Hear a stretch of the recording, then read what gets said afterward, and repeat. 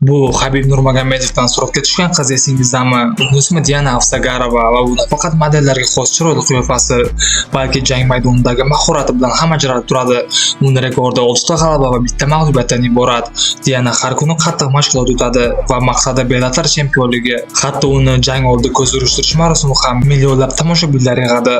Uning debyut jangi ikkinchi kuchli liga sanalgan Bellatorda bo'lib o'tdi. U yerda u Tarak Graf bilan to'qnashdi va raqibini faqat birinchi raundda 1 daqiqasiga yetmasdan svetini o'chirib qo'ydi. Avvalida kichik razvedka bo'ldi, keyin esa Tarak hujumga o'tdi. Dianani bosim o'stasnashga urindi, lekin asetilik go'zali bunday yo'ldan yengishga iloji yo'q edi.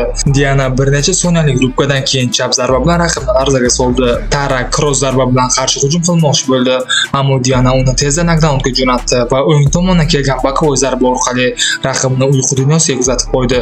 Asetilik go'zal nafaqat tashqi ko'rinishi bilan, balki o'zini bazaviy kurashchi bo'lishiga qaramasdan raqiblarini nokautga uchrata oladigan kuchga ham ega.